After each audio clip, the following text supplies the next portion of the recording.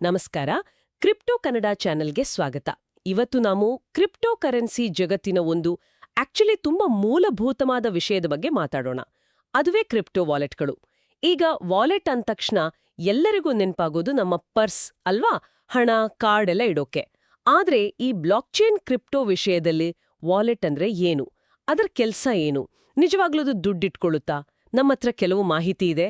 ಅದರ ಆಧಾರದ ಮೇಲೆ ಇವತ್ತು ಈ ಕ್ರಿಪ್ಟೋ ವಾಲೆಟ್ಗಳು ಹೇಗೆ ಕೆಲಸ ಮಾಡ್ತವೆ, ಎಷ್ಟು ತರಹ ಇದಾವೆ, ಮತ್ತೆ ಮುಖ್ಯವಾಗಿ ನಮ್ಮ ಡಿಜಿಟಲ್ ಆಸ್ತಿಗಳನ್ನ ಸೇಫ್ ಆಗಿಡೋಕೆ ಯಾವ್ದು ಸರಿ ಅನ್ನೋದನ್ನ ಆಳವಾಗಿ ನೋಡೋಣ. ನಮ್ಮ ಇವತ್ತಿನ ಗುರಿ ತುಂಬಾ ಸಿಂಪಲ್: ಈ ವಾಲೆಟ್ಗಳ ಬಗ್ಗೆ ಇರೋ ಕನ್ಫ್ಯೂಷನ್ ಕ್ಲಿಯರ್ ಮಾಡೋದು ಮತ್ತೆ ನಮ್ಮ ಡಿಜಿಟಲ್ ದುಡ್ಡನ್ನ ಹೇಗೆ ಸೇಫ್ ಆಗಿಟ್ಕೋಬೇಕು ಅನ್ನೋ ಜ್ಞಾನ ಕೊಡೋದು. ಸರಿ, ಶುರು ಮಾಡೋಣವೇ? ಹಾಗಾದ್ರೆ ಮೊದಲನೇ ಪ್ರಶ್ನೆನೇ ಇದು: ನಮ್ಮ ವಾಲೆಟ್ ತರಹ ಅಲ್ಲ ಅಂದ್ರೆ ಈ ಕ್ರಿಪ್ಟೋ ವಾಲೆಟ್ ಅಂದ್ರೆ ನಿಖರವಾಗಿ ಏನು? ಖಂಡಿತವಾಗಿಯೂ ಇದು ತುಂಬಾ ಮುಖ್ಯವಾದ ಪಾಯಿಂಟ್. ನಾವು ವಾಲೆಟ್ ಅಂದ ತಕ್ಷಣ ಹಣ ಇಡೋ ಚೀಲ ಅಂತೀವಿ, ಸರಿ. ಆದ್ರೆ ಕ್ರಿಪ್ಟೋ ಜಗತ್ತಿನಲ್ಲಿ ವಾಲೆಟ್ ಅನ್ನೋದು ದುಡ್ಡನ್ನ ಫಿಸಿಕಲ್ ಆಗ್ಲಿ ಡಿಜಿಟಲ್ ಆಗ್ಲಿ ಒಳಗಿಟ್ಕೊಳ್ಳೋ ಸಾಧನ ಅಲ್ಲವೇ ಅಲ್ಲ. ಅಂದ್ರೆ ಮುಖ್ಯವಾಗಿ ನೆನ್ಪಿಡ್ಬೇಕಾದ ಅಂಶ ಏನಂದ್ರೆ, ಕ್ರಿಪ್ಟೋ ವಾಲೆಟ್ ದುಡ್ಡು ಇಡೋ ಜಾಗ ಅಲ್ಲ. ಅದೊಂದು ನಿಮ್ಮ ಡಿಜಿಟಲ್ ಕೀಗಳನ್ನ, ಅಂದ್ರೆ ಕೀಸ್ ಅಂತೀವಲ್ಲ, ಅದನ್ನಿಟ್ಕೊಳ್ಳೋ ಒಂದು ಕೀ ಚೈನ್ ತರಹ. ಮತ್ತೆ ಬ್ಲಾಕ್ ಚೈನ್ನಲ್ಲಿರೋ ನಿಮ್ಮ ಆಸ್ತಿಗಳನ್ನ ಕಂಟ್ರೋಲ್ ಮಾಡೋ ಒಂದು ರಿಮೋಟ್ ಕಂಟ್ರೋಲ್ ಇದ್ದ ಹಾಗೆ. ಬೇಸಿಕಲಿ ಇದೊಂದು ಸಾಫ್ಟ್ವೇರ್ ಅಪ್ಲಿಕೇಶನ್ ಇರಬಹುದು ಅಥವಾ ಒಂದು ಹಾರ್ಡ್ವೇರ್ ಡಿವೈಸ್ ಇರಬಹುದು. ಇದು ಬ್ಲಾಕ್ ಚೈನ್ ಜೊತೆ ಮಾತಾಡುತ್ತೆ. ಬ್ಲಾಕ್ ಚೈನ್ ಅಂದ್ರೆ ಆ ಡಿಸ್ಟ್ರಿಬ್ಯೂಟೆಡ್ ಲೆಡ್ಜರ್ ಅಲ್ವಾ? ಹೌದು, ಅದೇ. ಒಂದು ಹಂಚಿಕೆಯಾದ, ಬದಲಾಯಿಸಲಾಗದ ಡಿಜಿಟಲ್ ಖಾತೆ ಪುಸ್ತಕ. ಎಲ್ಲಾ ಟ್ರಾನ್ಸಾಕ್ಷನ್ನಲ್ಲಿ ರೆಕಾರ್ಡ್ ಆಗುತ್ತೆ. ಸೊ ನಿಮ್ಮ ವಾಲೆಟ್ ಏನಪ್ಪಾ ಮಾಡುತ್ತೆ ಅಂದ್ರೆ, ಈ ಬ್ಲಾಕ್ ಚೈನ್ ಜೊತೆ ಮಾತಾಡೋಕೆ ಬೇಕಾದ ಒಂದು ಟೂಲ್. ಈಗ ನೀವು ಯಾರಿಗಾದರೂ ಕ್ರಿಪ್ಟೋ ಕಳಿಸಬೇಕು ಅಂದ್ಕೊಳ್ಳಿ. ನಿಮ್ಮ ವಾಲೆಟ್ ಮೂಲಕ ನೀವು ಬ್ಲಾಕ್ ಚೈನ್ಗೆ ಒಂದು ಆರ್ಡರ್ ಕಳಿಸ್ತೀರಿ. ಈ ಅಡ್ರೆಸ್ಸಿಂದ ಇಷ್ಟು ಕಾಯಿನ್ ಆ ಅಡ್ರೆಸ್ಗೆ ಹಾಕಿ ಅಂತ. ಈ ಆರ್ಡರ್ ನಿಜ ಅಂತ ಪ್ರೂವ್ ಮಾಡೋಕೆ ನಿಮ್ಮ ಪ್ರೈವೇಟ್ ಕೀ ಅಂತ ಒಂದು ಸೀಕ್ರೆಟ್ ಕೋಡ್ ಇರುತ್ತೆ. ಅದನ್ನ ವಾಲೆಟ್ ಬಳಸುತ್ತೆ. ಹಾಗಾಗಿ ಕಳಿಸೋರು ತಗೊಳ್ಳೋರು ಇಬ್ಬರು ಬ್ಲಾಕ್ ಚೈನ್ ಜೊತೆ ಮಾತಾಡೋಕೆ, ಟ್ರಾನ್ಸಾಕ್ಷನ್ ಮಾಡೋಕೆ ವಾಲೆಟ್ಸ್ ಬಳಸ್ತಾರೆ. ಆ ವಿಕೇಂದ್ರೀಕೃತ ಡೇಟಾಬೇಸ್ ಜೊತೆ ಸೇಫ್ ಆಗಿ ಕಮ್ಯುನಿಕೇಟ್ ಮಾಡೋ ದಾರಿ ಇದು. ಹಾಗಾದ್ರೆ ವಾಲೆಟ್ ಒಂದು ಥರ ಗೇಟ್ವೇ ಇದ್ದಾಗೆನಾ? ನಮ್ಮ ಕೀಗಳನ್ನ ಮ್ಯಾನೇಜ್ ಮಾಡಿ ಬ್ಲಾಕ್ ಚೈನ್ಗೆ ನಮ್ಮ ಕಮಾಂಡ್ಸ್ ಪಾಸ್ ಮಾಡುತ್ತೆ. ಇದು ನಿಜಕ್ಕೂ ಮುಖ್ಯವಾದ ವ್ಯತ್ಯಾಸ. ಸರಿ, ಹಾಗಾದ್ರೆ ಎಲ್ಲಾ ವಾಲೆಟ್ಗಳು ಒಂದೇ ತರ ಕೆಲಸ ಮಾಡ್ತಾವಾ, ಅಥವಾ ಅದರಲ್ಲೂ ಬೇರೆ ಬೇರೆ ವಿಧ ಇದೆಯಾ? ಹೌದು, ವ್ಯತ್ಯಾಸಗಳಿವೆ. ಅವು ಯಾವ ನೆಟ್ವರ್ಕ್ ಸಪೋರ್ಟ್ ಮಾಡ್ತವೆ, ಯಾವ ಕರೆನ್ಸಿ ಸಪೋರ್ಟ್ ಮಾಡ್ತವೆ ಅನ್ನೋದರ ಮೇಲೆ ಬೇರೆ ಬೇರೆ ತರ ಇವೆ. ಕೆಲವು ಬರೀ ಒಂದೇ ಕರೆನ್ಸಿಗೆ ಇರುತ್ತೆ, ಸಿಂಗಲ್ ಕರೆನ್ಸಿ ವಾಲೆಟ್ಸ್ ಅಂತಾರೆ. ಉದಾಹರಣೆಗೆ ಬರೀ ಬಿಟ್ಕಾಯಿನ್ ಕಳಿಸೋಕೆ ತಗೊಳ್ಳೋಕೆ ಮಾತ್ರ ಇರೋ ವಾಲೆಟ್. ಇನ್ನು ಕೆಲವು ಮಲ್ಟಿ ಕರೆನ್ಸಿ ವಾಲೆಟ್ಗಳು. ಇವು ಒಂದಕ್ಕಿಂತ ಹೆಚ್ಚು ಕ್ರಿಪ್ಟೋಗಳನ್ನ, ಅಂದ್ರೆ ಬಿಟ್ಕಾಯಿನ್, ಎಥೇರಿಯಂ, ಪಾಲಿಗಾನ್, ಹೀಗೆ ಎಲ್ಲ ಒಂದೇ ಕಡೆ ಇಟ್ಕೊಳ್ಳೋಕೆ ಬಿಡುತ್ತೆ. ಹಾಗೇನೆ ಮಲ್ಟಿ ನೆಟ್ವರ್ಕ್ ವಾಲೆಟ್ಗಳು ಇವೆ.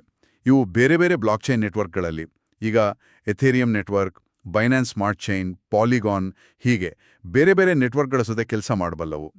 ಈಗಂತೂ ಜಾಸ್ತಿ ಪಾಪ್ಯುಲರ್ ಇರೋ ವಾಲೆಟ್ಗಳು ಮಲ್ಟಿ ಕರೆನ್ಸಿ, ಮಲ್ಟಿ ನೆಟ್ವರ್ಕ್ ಎರಡೂ ಆಗಿರ್ತವೆ. ಸರಿ, ಈ ಬೇರೆ ಬೇರೆ ತರಹದ ವಾಲೆಟ್ಸ್ ಗೊತ್ತಾಯ್ತು.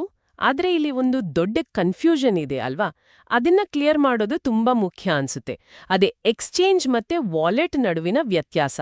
ತುಂಬಾ ಜನ ತಾವು ಕ್ರಿಪ್ಟೋ ತಗೊಳ್ಳೋ ಎಕ್ಸ್ಚೇಂಜ್ ಪ್ಲಾಟ್ಫಾರ್ಮ್ನಲ್ಲೇ ಕಾಯಿನ್ಸ್ ಇಟ್ಕೊಂಡು ಅದನ್ನೇ ನನ್ನ ವಾಲೆಟ್ ಅಂತಾರೆ.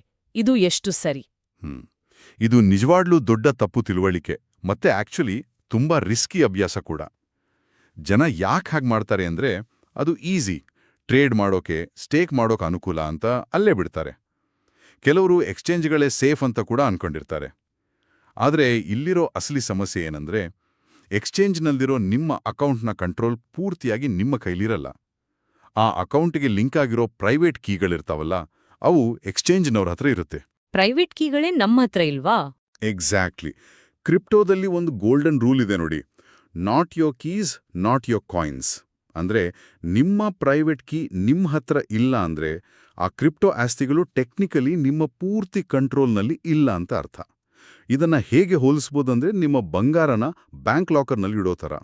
ಅನುಕೂಲ, ಸೇಫ್ ಅನ್ಸುತ್ತೆ. ಆದರೆ ಬ್ಯಾಂಕ್ ದಿವಾಳಿ ಆದ್ರೆ ಅಥವಾ ಏನೋ ಲಾಕ್ ಆದ್ರೆ ನಿಮ್ಮ ಬಂಗಾರ ನಿಮಗೆ ಸಿಗುತ್ತಾ? ಕಷ್ಟ ಆಗ್ಬೋದಲ್ವಾ? ಎಕ್ಸ್ಚೇಂಜ್ನಲ್ಲೂ ಅಷ್ಟೇ. ಒಂದು ವೇಳೆ ಆ ಎಕ್ಸ್ಚೇಂಜ್ ಹ್ಯಾಕ್ ಆದರೆ ಅಥವಾ ಬ್ಯಾಂಕ್ರಪ್ಟ್ ಆದರೆ ಅಥವಾ ಕೆಟ್ಟದಾಗಿ ಅವರೇನಾದ್ರೂ ಮೋಸ ಮಾಡಿ ಹೋದ್ರೆ ಯೂಸರ್ಸ್ ತಮ್ಮೆಲ್ಲ ದುಡ್ಡನ್ನ ಕಳ್ಕೊಳ್ಳೋ ಚಾನ್ಸ್ ತುಂಬಾನೇ ಇರುತ್ತೆ. ಆಗ ಅವರು ನನ್ನ ವಾಲೆಟ್ ಹ್ಯಾಕ್ ಆಯ್ತಂತ ಅಂತಾರೆ. ಬಟ್ ಆಕ್ಚುಲಿ ಅದು ಅವ್ರ ನಿಜವಾದ ವಾಲೆಟ್ ಆಗಿರ್ಲಿಲ್ಲ, ಅದು ಎಕ್ಸ್ಚೇಂಜ್ನ ಕಸ್ಟಡಿಲಿತ್ತು. ಇದು ನಿಜಕ್ಕೂ ಎಚ್ಚರಿಸೋ ಮಾತು. Not your keys, not your coins. ಇದನ್ನ ಪ್ರತಿಯೊಬ್ಬ ಕ್ರಿಪ್ಟೋ ಯೂಸರ್ ನೆನಪಿಡ್ಲೇಬೇಕು. ಹಾಗಾದ್ರೆ ನಮ್ಮ ಆಸ್ತಿಗಳ ಮೇಲೆ ನಮಗೆ ನಿಜವಾದ ಕಂಟ್ರೋಲ್ ಕೊಡೋ, ನಮ್ಮ ಪ್ರೈವೇಟ್ ಕೀಗಳನ್ನ ನಾವೇ ಇಟ್ಕೊಳ್ಳೋ ವಾಲೆಟ್ಗಳು ಯಾವುವು? ಇಲ್ಲಿಂದ ಇದು ಇನ್ನೂ ಇಂಟ್ರೆಸ್ಟಿಂಗ್ ಆಗತ್ತೆ. ಸೆಕ್ಯೂರಿಟಿ ಮತ್ತೆ ಕಂಟ್ರೋಲ್ ದೃಷ್ಟಿಯಿಂದ ವಾಲೆಟ್ಗಳನ್ನ ಹೇಗೆ ವಿಂಗಡಿಸಬಹುದು? ಖಂಡಿತ. ನಮ್ಮ ಕಂಟ್ರೋಲ್ನಲ್ಲಿರೋ ಮತ್ತೆ ಸೆಕ್ಯೂರಿಟಿ ಲೆವೆಲ್ನಲ್ಲಿ ವ್ಯತ್ಯಾಸ ಇರೋ ಮುಖ್ಯವಾಗಿ 3 ತರಹದ ವಾಲೆಟ್ಗಳನ್ನು ನೋಡ್ಬೋದು. ಮೊದಲನೇದು, ಮತ್ತೆ ಇದನ್ನೇ ಅತ್ಯಂತ ಸುರಕ್ಷಿತ ಅಂತ ಪರಿಗಣಿಸೋದು, ಹಾರ್ಡ್ವೇರ್ ವಾಲೆಟ್ಗಳು. ಇವು ಫಿಸಿಕಲ್ ಡಿವೈಸ್ಗಳು. ಸಾಮಾನ್ಯವಾಗಿ ಪೆನ್ಡ್ರೈವ್ ಥರ ಕಾಣಿಸುತ್ತೆ. ಇದನ್ನ ನಿಮ್ಮ ಕಂಪ್ಯೂಟರ್ ಅಥವಾ ಮೊಬೈಲ್ಗೆ ಕನೆಕ್ಟ್ ಮಾಡಿ ಬಳಸ್ಬೋದು. ಇದರ ಸ್ಪೆಷಾಲಿಟಿ ಏನಪ್ಪಾ ಅಂದ್ರೆ, ಇದು ನಿಮ್ಮ ಪ್ರೈವೇಟ್ ಕೀಗಳನ್ನ ಡಿವೈಸ್ನ ಒಳಗೆ ಆಫ್ಲೈನಲ್ಲಿ ಸ್ಟೋರ್ ಮಾಡುತ್ತೆ.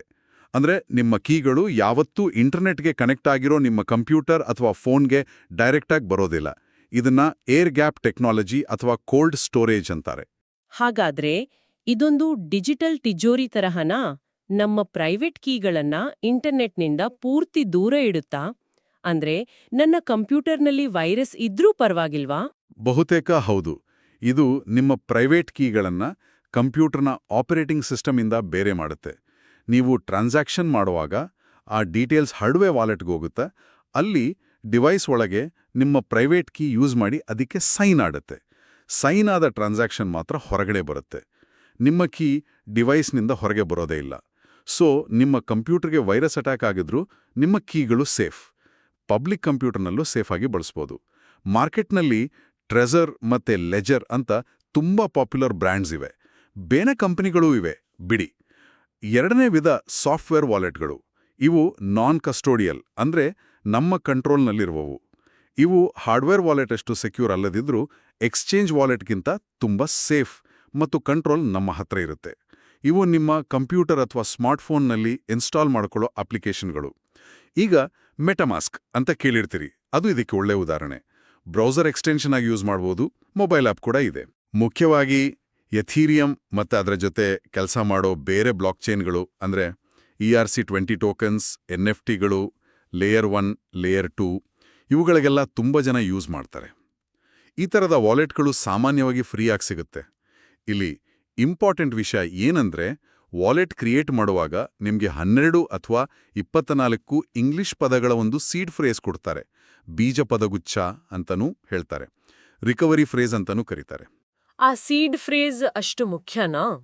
ಅಬ್ಬಾ, ಅತ್ಯಂತ ಮುಖ್ಯ. ಆ ಸೀಡ್ ಫ್ರೇಸ್ ನಿಮ್ಮ ವಾಲೆಟ್ನ ಮಾಸ್ಟರ್ ಕೀ ಇದ್ದಾಗೆ. ನಿಮ್ಮ ಕಂಪ್ಯೂಟರ್ ಹಾಳಾದ್ರೆ, ಫೋನ್ ಕಳೆದು ಹೋದ್ರೆ ಅಥವಾ ವಾಲೆಟ್ ಆ್ಯಪ್ ಡಿಲೀಟ್ ಆದ್ರೆ ಈ ಸೀಡ್ ಫ್ರೇಸ್ ಇದ್ರೆ ಸಾಕು, ನಿಮ್ಮ ವಾಲೆಟ್ ಮತ್ತು ಅದರಲ್ಲಿರೋ ಎಲ್ಲ ಆಸ್ತಿಗಳನ್ನ ಬೇರೆ ಡಿವೈಸಲ್ಲಿ ವಾಪಸ್ ಪಡ್ಕೋಬಹುದು. ಆದರೆ ಈ ಸೀಡ್ ಫ್ರೇಸನ್ನ ತುಂಬಾ ಸೇಫಾಗಿ ಆಫ್ಲೈನ್ನಲ್ಲಿ ಇಟ್ಕೋಬೇಕು. ಅಂದ್ರೆ ಪೇಪರ್ ಮೇಲೆ ಬರೆದು ಎಲ್ಲೂ ಕಾಣದ ಹಾಗೆ ಇಡೋದು ಬೆಸ್ಟ್. ಇದನ್ನ ಯಾರ ಜೊತೆನೂ ಶೇರ್ ಮಾಡಬಾರ್ದು. ಡಿಜಿಟಲ್ ಆಗಿ, ಅಂದ್ರೆ ಫೋಟೋ, ಇಮೇಲ್, ಕ್ಲೌಡ್ನಲ್ಲೆಲ್ಲ ಸೇವ್ ಮಾಡಲೇಬಾರ್ದು. ಯಾಕಂದ್ರೆ ಈ ಫ್ರೇಸ್ ಯಾರಿಗಾದ್ರೂ ಸಿಕ್ಕಿದ್ರೆ ಅವರು ಜಗತ್ತಿನ ಯಾವುದೇ ಮೂಲೆಯಿಂದ ನಿಮ್ಮ ವಾಲೆಟ್ನ ಪೂರ್ತಿ ಕಂಟ್ರೋಲ್ ತಗೊಂಡು ಎಲ್ಲಾ ದುಡ್ಡು ಖಾಲಿ ಮಾಡ್ಬೋದು. ಇವು ಹಾಟ್ ವಾಲೆಟ್ಗಳ ಒಂದು ಟೈಪ್ ಅಂತ ಹೇಳ್ಬೋದು. ಯಾಕಂದ್ರೆ ಇವು ಇಂಟರ್ನೆಟ್ಗೆ ಕನೆಕ್ಟ್ ಆಗಿರೋ ಡಿವೈಸ್ನಲ್ಲಿರುತ್ತೆ. ಹಾಗಾಗಿ ಫಿಶಿಂಗ್ ಅಟ್ಯಾಕ್, ಏನೋ ಮಾಲ್ವೇರ್ ಇರೋ ಸೈಟ್ಗೆ ಕನೆಕ್ಟ್ ಮಾಡೋದು ಅಥವಾ ನಮ್ಮದೇ ಅಜಾಗರೂಕತೆಯಿಂದ ಹೀಗೆ ಹ್ಯಾಕ್ ಆಗೋ ಸ್ವಲ್ಪ ರಿಸ್ಕ್ ಇದ್ದೇ ಇರುತ್ತೆ. ಅಂದ್ರೆ ಹಾರ್ಡ್ವೇರ್ ವಾಲೆಟ್ ಫಿಸಿಕಲ್ ಆಗಿ ಕೀಗಳನ್ನ ಬೇರೆ ಮಾಡಿದ್ರೆ, ಸಾಫ್ಟ್ವೇರ್ ವಾಲೆಟ್ನಲ್ಲಿ ಆಪ್ನ ಸೆಕ್ಯೂರಿಟಿ ಮತ್ತೆ ನಮ್ಮ ಜಾಗರೂಕತೆ ಎರಡೂ ಮುಖ್ಯ ಆಗತ್ತೆ. ಹೌದು, ನಿಖರವಾಗಿ. ಮೂರನೇ ವಿಧ ಎಕ್ಸ್ಚೇಂಜ್ ವಾಲೆಟ್ಗಳು. ಇವು ಕಸ್ಟೋಡಿಯಲ್ ವಾಲೆಟ್ಸ್. ನಾವಾಗ್ಲೇ ಮಾತಾಡಿದ ಹಾಗೆ ಇವು ಯೂಸರ್ ಕಂಟ್ರೋಲ್ ಮತ್ತೆ ಸೆಕ್ಯೂರಿಟಿ ವಿಷಯದಲ್ಲಿ ಅತಿ ಕಡಿಮೆ ಸೇಫ್ ಆದ ಆಯ್ಕೆ. ಇದನ್ನ ಕ್ರಿಪ್ಟೋ ಎಕ್ಸ್ಚೇಂಜ್ಗಳೇ ಕೊಡ್ತಾರೆ, ಅವರೇ ಪೂರ್ತಿ ಮ್ಯಾನೇಜ್ ಮಾಡ್ತಾರೆ. ನಾವು ಲಾಗಿನ್ ಆಗೋಕೆ ಇಮೇಲ್, ಪಾಸ್ವರ್ಡ್ ಅಥವಾ ಫೋನ್ ನಂಬರ್ ಯೂಸ್ ಮಾಡ್ತೀವಿ. ನಮಗೆ ಯಾವ ಪ್ರೈವೇಟ್ ಕೀ ಅಥವಾ ಸೀಡ್ ಫ್ರೇಸ್ ಕೊಡೋದಿಲ್ಲ. ಇದರ ಅರ್ಥ ಆ ವಾಲೆಟ್ ಅಡ್ರೆಸ್ ನಮ್ಮ ಹೆಸರಲ್ಲಿ ಕಂಡ್ರೂ ಅದರ ಹಿಂದಿರೋ ಕೀಲಿಗಳು ಮತ್ತೆ ದುಡ್ಡಿನ ನಿಜವಾದ ಕಂಟ್ರೋಲ್ ಎಕ್ಸ್ಚೇಂಜ್ನವರ ಕೈಲಿರುತ್ತೆ. ಇವು ಪಕ್ಕಾ ಹಾಟ್ ವಾಲೆಟ್ಗಳು. ಯಾಕಂದ್ರೆ ಇವು ಯಾವಾಗ್ಲೂ ಆನ್ಲೈನಲ್ಲಿರುತ್ತೆ ಮತ್ತೆ ತುಂಬ ಜನರ ದುಡ್ಡನ್ನ ಒಂದೇ ಕಡೆ ಇಟ್ಟಿರ್ತಾರಲ್ಲ, ಅದಕ್ಕೆ ಹ್ಯಾಕರ್ಗಳ ಮೇನ್ ಟಾರ್ಗೆಟ್ ಕೂಡ ಇವೇ ಆಗಿರುತ್ತೆ. ತಮ್ಮದೇ ವಾಲೆಟ್ ಮ್ಯಾನೇಜ್ ಮಾಡೋದು ಕಷ್ಟ ಅನ್ಸೋರು, ಸೀಡ್ ಫ್ರೇಸ್ ಕಳೆದು ಹೋಗ್ತೀವಿ ಅನ್ನೋ ಭಯ ಇರೋರು ಅಥವಾ ಟೆಕ್ನಿಕಲ್ ಆಗಿ ಅಷ್ಟು ಗೊತ್ತಿಲ್ಲದವರು ಅನುಕೂಲಕ್ಕೋಸ್ಕರ ಇದನ್ನ ಬಳಸ್ತಾರೆ. ಆದರೆ ಇದು ನಮ್ಮ ಆಸ್ತಿಗಳ ಸೆಕ್ಯೂರಿಟಿಯನ್ನ ಇನ್ನೊಬ್ಬರ ಕೈಗೆ ಕೊಟ್ಟ ಹಾಗೆ. ಇದೊಂದು ಸಿಂಗಲ್ ಪಾಯಿಂಟ್ ಆಫ್ ಫೇಲ್ಯೂರ್ ಇದ್ದ ಹಾಗೆ. ಅಂದ್ರೆ ಎಕ್ಸ್ಚೇಂಜ್ ಫೇಲ್ ಆದ್ರೆ ನಮ್ಮ ದುಡ್ಡು ಹೋಯ್ತು ಅಂತ. ಸ್ಪಷ್ಟವಾಯಿತು. ಅಂದ್ರೆ ಹಾರ್ಡ್ವೇರ್ ವಾಲೆಟ್ ಬೆಸ್ಟ್ ಸೆಕ್ಯೂರಿಟಿ ಮತ್ತು ಕಂಟ್ರೋಲ್ ಕೊಡುತ್ತೆ. ಸಾಫ್ಟ್ವೇರ್ ವಾಲೆಟ್ ಒಂದು ಒಳ್ಳೆ ಬ್ಯಾಲೆನ್ಸ್ ಕೊಡುತ್ತೆ, ಆದ್ರೆ ನಮ್ಮ ಜವಾಬ್ದಾರಿ ಜಾಸ್ತಿ.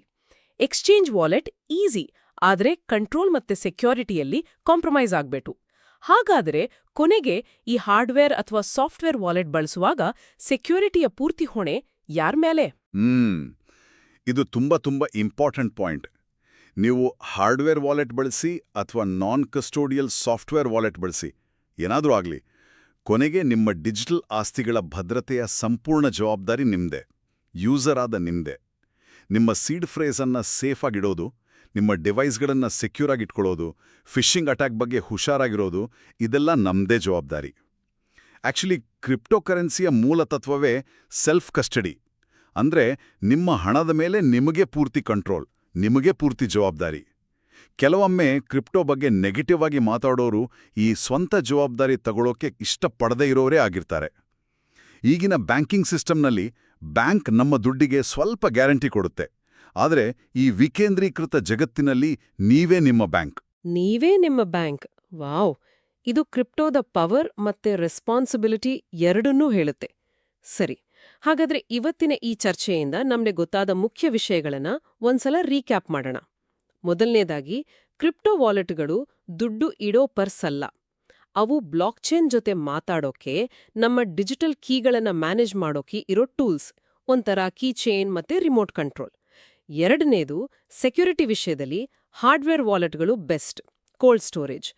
ಆಮೇಲೆ ನಾನ್ ಕಸ್ಟೋಡಿಯಲ್ ಸಾಫ್ಟ್ವೇರ್ ವಾಲೆಟ್ಗಳು ಹಾಟ್ ವಾಲೆಟ್, ಆದ್ರೆ ಕಂಟ್ರೋಲ್ ನಮ್ಮತ್ರ. ಇದ್ರ ಸೇಫ್ಟಿ ನಮ್ಮ ಸೀಡ್ ಫ್ರೇಸ್ ಕಾಪಾಡೋದ್ರ ಮೇಲೆ ತುಂಬಾ ಡಿಪೆಂಡ್ ಆಗುತ್ತೆ. ಎಕ್ಸ್ಚೇಂಜ್ ವಾಲೆಟ್ಗಳು ಕಸ್ಟೋಡಿಯಲ್, ಅನುಕೂಲ, ಆದ್ರೆ ಕಂಟ್ರೋಲ್ ನಮ್ಮದಲ್ಲ. ಯಾವಾಗ್ಲೂ not your keys not your coins ನೆನಪಿಡಿ. ಹೌದು, ಮತ್ತು ಎಲ್ಲಕ್ಕಿಂತ ಮುಖ್ಯವಾಗಿ ನಿಮ್ಮ ಡಿಜಿಟಲ್ ಆಸ್ತಿಗಳ ಭದ್ರತೆಯ ಫೈನಲ್ ಜವಾಬ್ದಾರಿ ನಿಮ್ಮದೇ. ನಿಮ್ಮ ಪ್ರೈವೇಟ್ ಕೀಗಳು ಅಥವಾ ಸೀಡ್ ಫ್ರೇಸ್ ಇವುಗಳನ್ನು ಅತ್ಯಂತ ಹುಷಾರಾಗಿ ಸೇಫ್ ಆಗಿ ಕಾಪಾಡಿಕೊಳ್ಳೋದು ತುಂಬಾ ಅಗತ್ಯ. ಟೆಕ್ನಾಲಜಿ ಎಷ್ಟೇ ಚೆನ್ನಾಗಿದ್ರೂ ನಾವು ಮಾಡೋ ತಪ್ಪುಗಳು, ನಮ್ಮ ಅಜಾಗರೂಕತೆ, ಅದೇ ದೊಡ್ಡ ರಿಸ್ಕ್ ಆಗಬಹುದು. ಸರಿ, ಈ ಎಲ್ಲಾ ಮಾಹಿತಿಯ ನಂತರ ಕೇಳುಗರು ಸ್ವಲ್ಪ ಯೋಚನೆ ಮಾಡೋಕೆ ಒಂದು ಪ್ರಶ್ನೆ ಕೇಳೋಣ. ಈ ಡಿಜಿಟಲ್ ಜಮಾನಾದಲ್ಲಿ ಮಾಲೀಕತ್ವ ಅಂದ್ರೆ ಓನರ್ಶಿಪ್ ಅಂದ್ರೆ ನಿಜವಾಗ್ಲೂ ಏನು? ಅದರಲ್ಲೂ ದುಡ್ಡು ಆಸ್ತಿ ವಿಷಯದಲ್ಲಿ ನಿಮ್ಮ ಡಿಜಿಟಲ್ ಸಂಪತ್ತಿನ ಮೇಲೆ ಪೂರ್ತಿ ಸ್ವತಂತ್ರ ಕಂಟ್ರೋಲ್ ಇರೋದು ನಿಮ್ಗೆ ಎಷ್ಟು ಮುಖ್ಯ ಅನ್ಸುತ್ತೆ? ಅನುಕೂಲಕ್ಕೋಸ್ಕರ ಅಥವಾ ಈಸಿ ಯೂಸ್ಗೋಸ್ಕರ ಆ ಕಂಟ್ರೋಲನ್ನ ಬೇರೆಯವರಿಗೆ ಬಿಟ್ಕೊಡೋದು ಸರಿನಾ? ಅದರ ಪರಿಣಾಮ ಏನಾಗಬಹುದು? ಇದ್ರ ಬಗ್ಗೆ ನೀವೇನ್ ಯೋಚನೆ ಮಾಡ್ತೀರಿ? ಇಂದಿನ ಈ ಆಳವಾದ ವಿಶ್ಲೇಷಣೆಯಲ್ಲಿ ನಮ್ಮ ಜೊತೆ ಇದ್ದಿದ್ದಕ್ಕೆ ಧನ್ಯವಾದಗಳು. ಮುಂದಿನ ಬಾರಿ ಇನ್ನೊಂದು ಇಂಟ್ರೆಸ್ಟಿಂಗ್ ವಿಷಯದೊಂದಿಗೆ ಮತ್ತೆ ಭೇಟಿಯಾಗೋಣ.